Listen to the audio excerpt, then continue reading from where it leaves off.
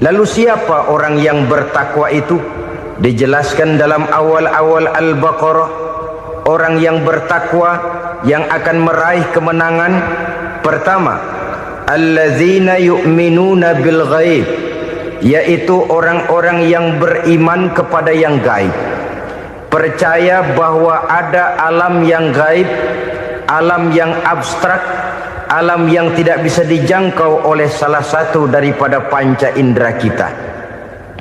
Mereka percaya dan beriman kepada adanya malaikat, beriman kepada adanya iblis dan jin, beriman kepada adanya alam kubur, beriman kepada adanya alam mahsyar, beriman kepada adanya alam akhirat, beriman kepada adanya surga dan neraka.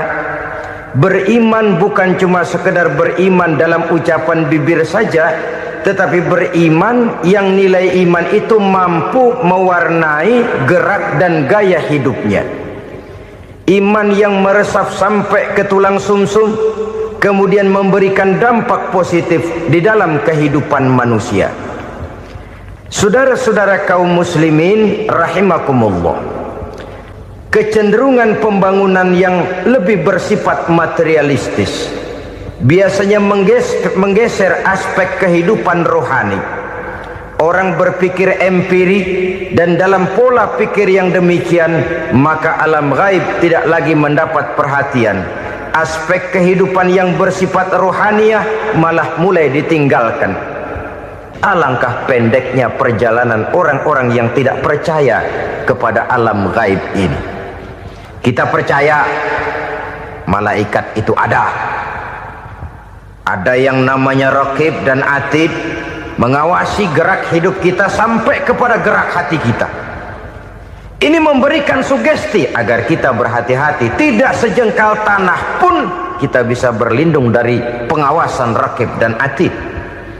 Ada munkar nakir yang akan menyoal kita di alam kubur, ada malaikat malik penjaga neraka, ada malaikat ridwan yang menjaga surga. Kita percaya kepada adanya jin, kita percaya kepada adanya setan, iblis. Percaya kepada adanya, bukan mempercayai si setan, si iblis lalu menjadikannya sebagai teman. Tidak. Percaya bahwa mereka itu ada dan merupakan makhluk Allah yang gaib yang diciptakan Allah Azza wa Jalla. Kepercayaan kepada alam gaib memberikan motivasi terhadap gerak lahir manusia, sehingga dengan motivasi kepercayaan kepada yang gaib, gerak lahir jadi lebih terarah, jadi lebih terpelihara. Ini cirinya yang pertama, orang bertakwa yang akan meraih kemenangan, mereka beriman, mereka percaya kepada yang gaib. Yang kedua, wa yuqimuna shalah. Orang bertakwa yang akan meraih kemenangan itu adalah orang-orang yang mendirikan sholat. Kenapa sholat mengantarkan orang untuk meraih kemenangan? Yang jelas, inna sholata tanha anil fahsya'i wal munkar. Sholat mampu mencegah manusia dari perbuatan keji dan munkar. Banyak filsafat hidup yang terkandung di dalam sholat ini.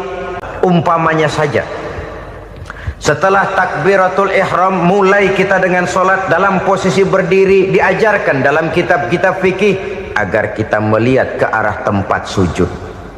Ini kan filsafat kehidupan. Kalau kamu sholat dalam posisi berdiri, lihat tempat sujud. Jangan sholat mata jelalatan, sebab nanti bisa mengurangi kekhusyuan. Jadi wajar kalau yang dikatakan bahwa yang paling afdol adalah shaf yang di depan. Kenapa? Secara harfiah pengertiannya akan lebih mengundang kekhusyuan. Kenapa? Kalau kita di shaf paling depan di masjid umpamanya paling banter, kita lihat tembok. Tapi kalau kita shaf di tengah atau di belakang, orang-orang di depan kita pun akan kelihatan. Yang bajunya loreng, yang bajunya genggang, yang bajunya macam-macam. Kita lihat, kadang-kadang kita pikirin, ada yang bajunya bolong. Kita sholat tapi dalam hati, ini orang bajunya robek yang nggak tahu apa. Ada saja hal-hal yang mengusik kekhusyuan kita. Oleh sebab itu diajarkan dalam posisi berdiri, lihat, arahkan pandangan matamu kepada tempat sujud. Ini kan filsafat kehidupan. Maksudnya apa? Kalau lagi diri, lihat dong tempat sujud. Kalau udah di atas, ingat dong sama yang bawah. Kalau sudah tinggi, ingat dong dari mana kamu berangkat. Kalau sudah berkuasa, bantu dong yang lemah. Kalau sudah kaya, santuni dong yang miskin. Kalau sudah alim, bimbing dong yang awam. Ini filsafat kehidupan. Dalam posisi berdiri, kau lihat tempat sujud. Ini akan melahirkan kepekaan sosial, di mana seseorang mau tahu kepada orang lainnya. Bagaimanapun kaya kita, tinggi pangkat dan jabatan kita, jikalau hidup hanya untuk kepentingan perut sendiri saja, rasanya belum membawa manfaat di dalam kehidupan kita. Tapi efek yang tertinggi sesungguhnya, solat mencegah manusia dari perbuatan keji dan munkar. Perbuatan keji dan munkar, walaupun kelihatannya mendatangkan uang, membawa keuntungan, tapi itu keuntungan semu, keuntungan sementara. Dengan menipu orang lain kita bisa dapat untung, tapi tidak membawa berkah. Dan itu adalah kerugian besar dalam kehidupan kita. Maka untuk meraih kemenangan, harus dimulai dengan membentuk kepribadian yang tegar, memiliki sandaran vertikal yang langsung kepada Allah Subhanahu wa ta'ala. Dan itu hanya bisa kita tempuh melalui jalur ibadah formal yang sudah ditentukan Allah, yakni solat yang 5 waktu. Untuk memperkuat itu, ada solat-solat sunnah, rawatib, nawafil, sebagai terminal-terminal kontrol cadangan untuk memelihara stabilitas temperatur batin di dalam kita berhubungan dengan zat yang maha gaib, yaitu Allah Subhanahu wa ta'ala. Pada awalnya barangkali kita memang merasa sholat itu satu kewajiban, tapi semakin kita hayati makna, manfaat dan filsafat yang terkandung di dalam ajaran sholat, semakin sampai kita kepada keyakinan bahwa sholat adalah keperluan kita. Sehingga pada waktu tertentu dinilai puncaknya, kita tidak lagi akan berkata saya wajib sholat, tapi kita akan berkata saya perlu sholat. Kalau kita sudah merasakan itu adalah keperluan kita, nah di sanalah kita baru akan merasakan ruginya kalau hal itu tidak kita laksanakan. Jangan lalu berpikir kalau kita ngambek se-RW kagak sembahyang Tuhan tekor kali ini ya. Tentu tidak. Itu perlunya kita, bukan perlunya Allah. Dan pada induknya kita akan berkata saya perlu agama. Kalau secara induk kita sudah memerlukan agama, maka konsep-konsep yang ada di dalam ajaran agama itu pun adalah juga merupakan keperluan kita. Baik dia bernama sholat, baik dia bernama puasa, baik dia bernama zakat, baik dia bernama haji, seluruhnya adalah keperluan kita. Yang ketiga, orang bertakwa yang akan meraih kemenangan itu, wa mimma razaqnahum yunfikun. Mereka membelanjakan sebagian daripada rezeki yang diberikan Allah kepada mereka. Mereka infakkan di jalan Allah. Zahirnya memang kita memberikan kepada orang lain, tapi hakikatnya kita menyimpan untuk diri kita sendiri. Kita memberikan kepada yatim piatu 25.000. Zahirnya kita memberikan si yatim, hakikatnya kan kita cuma nyimpan. Saya berikan, titip kepadamu, ini untuk saya di akhirat. Kau boleh belikan baju, kau boleh belikan untukmu makan, kau boleh bayarkan sekolahmu. Ini untuk saya. Hakikatnya kita nyumbang masjid 1 juta, zahirnya kita berikan kepada panitia masjid, tapi hakikatnya kan cuma titip 1 juta ya untuk saya di alam kubur nanti. Silahkan kau boleh belikan semen, ini uang, belikan besi, belikan pasir. Saya cuma sekedar titip untuk kepentingan saya. Hakikatnya kita cuma sekedar menitip. Saudara-saudara kaum muslimin rahimakumullah. Ini yang ketiga. Kemudian yang keempat, orang-orang bertakwa yang akan meraih kemenangan, allazina yu'minuna bima unzila ilaika. Mereka yang beriman mereka yang percaya kepada apa yang telah diturunkan kepadamu Muhammad, ay Al-Quran, yakni Al-Quranul Karim. Setelah percaya kepada yang gaib, mendirikan solat, kemudian menginfakkan sebagian dari rezeki yang diberikan Allah, mereka juga lalu percaya kepada yang diturunkan terhadap Nabi, yaitu tidak lain Al-Quranul Karim. Sekali lagi di sini, percaya bukan hanya sekedar percaya saja, tetapi percaya lalu menjadikan Al-Quran itu sebagai pedoman hidup. Sebab memang Al-Quran itu adalah GBHM, garis-garis besar haluan muslim. Apa yang harus kita lakukan, apa yang harus tidak kita lakukan, bagaimana mestinya kita bertingkah laku dan berbuat, seluruhnya tercantum di dalam Al-Quranul Karim. Itu sebabnya ketika satu hari Aisyah ditanya bagaimana akhlak Rasul, beliau menjawab, kana Rasulullah sallallahu alaihi wasallam khuluquhul Quran.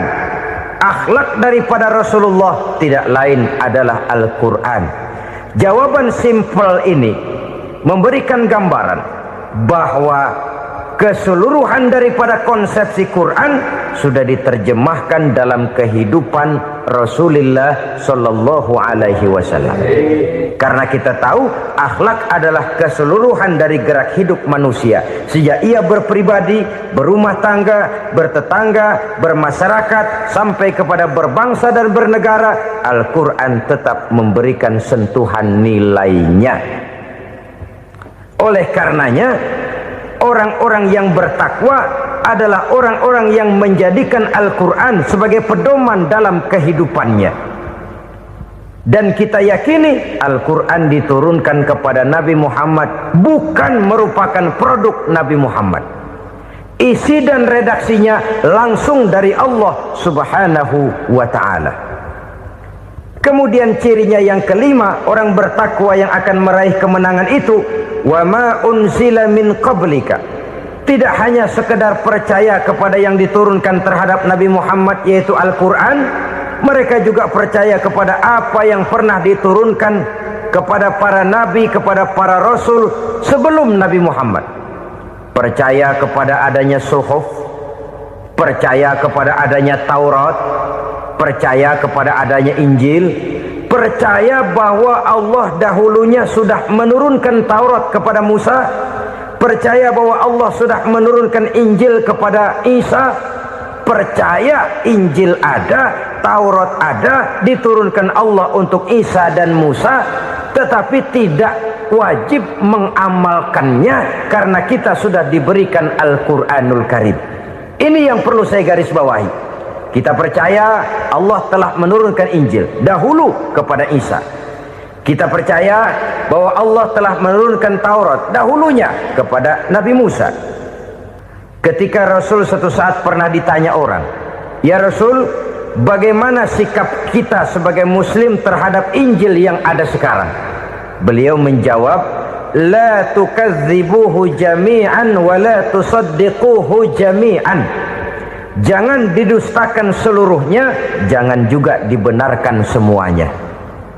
Artinya, ini sudah merupakan gambaran dari Rasul bahwa dalam Injil yang ada sekarang masih ada ajaran-ajaran tauhid yang dibawa oleh Nabi Isa dan diajarkan kepada umatnya. Tapi juga dalam Injil yang sekarang ini sudah terkena intervensi dan investasi manusiawi. Begitulah hubungannya antara Al-Quran, Taurat, Zabur, dan Injil. 4 kitab samawi yang diturunkan Allah masing-masing kepada Zabur untuk Nabi Daud, Taurat untuk Nabi Musa, dan Injil untuk Nabi Isa alaihi wassalatu wassalam.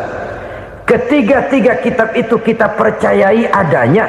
Kita yakini Allah telah menurunkan Zabur, Taurat, dan Injil. Tapi kita tidak wajib mengamalkannya. Yang wajib kita mengamalkannya sekarang ini tidak lain hanyalah Al-Quranul Karim saja. Karena ia mencakup apa yang ada di dalam Zabur, apa yang ada di dalam Taurat, dan apa yang ada di dalam Injil. keotentikannya bisa dipertanggungjawabkan. Ya, tapi kan Nabi Muhammad sudah mati 14 abad yang lalu, dan di zaman beliau Al-Quran kan belum dikodifikasikan, belum ditulis. Bagaimana keotentikannya bisa dipertanggungjawabkan? Mudah saja. Allah berjanji, inna nahnu nazzalna dzikra wa inna lahu lahafizun. Kami yang menurunkan Al-Quran dan kami yang akan menjaga dan memeliharanya. Allah turunkan Quran, Allah menjaganya. Bagaimana cara Allah menjaga Al-Quran itu? Banyaknya orang-orang yang hafaz Al-Quran.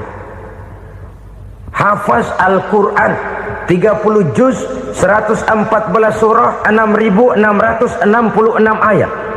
Sehingga jangankan satu kata, jangankan satu ayat, satu kalimat saja berubah, sudah akan timbul reaksi dan mudah dimengerti. Kenapa? Banyak orang-orang yang hafaz Al-Quran. Sedangkan pada setiap akhir tahun biasanya malaikat Jibril selalu mengadakan checking terhadap ayat-ayat yang diturunkan pada waktu itu. Di zaman Nabi sendiri sudah ada usaha kodifikasi. Dan yang lebih luar biasa lagi, sampai hari ini tidak seorang pun mampu membuat satu ayat saja semacam Al-Quran. Ke bahasa manapun dia diterjemahkan, naskah aslinya tetap ikut. Rujukan dasarnya tetap ada. Berdasarkan itu, maka tidak mungkin terjadi penyelewengan terhadap atau pemalsuan terhadap ayat-ayat Al-Quranul Karim. Kesuciannya, keotentikannya, kemurniannya bisa dipertanggungjawabkan. Saudara-saudara kaum muslimin rahimakumullah. Yang keenam, yang terakhir, orang-orang bertakwa yang akan meraih kemenangan itu, wabil akhirati hum yuqinun. Mereka percaya, mereka yakin seyakin-yakinnya akan adanya hari akhir, di mana seseorang akan mempertanggungjawabkan seluruh perbuatannya di dalam hidup ini. Dan tidak ada satu perbuatan yang bagaimana kecilnya sekalipun, yang tersembunyi dalam pandangan manusia, yang tidak akan dibukakan persoalannya di mahkamah Qadi Rabbul Jalil di akhirat nanti. Itulah sebabnya maka percaya kepada akhirat disebut secara khusus. Padahal di awal tadi sudah dijelaskan yu'minuna bil ghaib, percaya kepada alam gaib, dan alam gaib ini termasuk akhirat. Kenapa pada bagian akhir disebut lagi akhirat? Karena ternyata bahwa kepercayaan kepada adanya akhirat merupakan induk dari kepercayaan terhadap adanya malaikat, setan, jin dan lain sebagainya, dan akan lebih memberikan sugesti dalam kehidupan manusia untuk meluruskan gerak hidupnya. Jikalau satu saat tergerak hati akan berbuat kejahatan, ingin mencuri, sadarlah, awas ada akhirat. Sebab kalau kita cuma teriak awas ada polisi, itu cuma tertunda sementara. Begitu polisi meleng, embat. Kalau kita ingin berbuat jahat cuma berteriak awas ada hansip, cuma sementara ketika hansip itu ada. Tapi kalau ceritanya awas ada akhirat, mau menyeleweng awas ada akhirat, mau berjudi awas ada akhirat, mau mencuri awas ada akhirat. Keyakinan yang akan meluruskan gerak hidup manusia sehingga gerak itu jadi lebih terarah dan terkontrol, tidak merugikan baik diri sendiri, lebih-lebih orang lain. Ternyata bahwa kepercayaan kepadanya adanya hari akhirat sanggup menjadi sumber daya kontrol dari kehidupan manusia, sehingga ia tidak terjebak dalam perbuatan maksiat dan munkarat.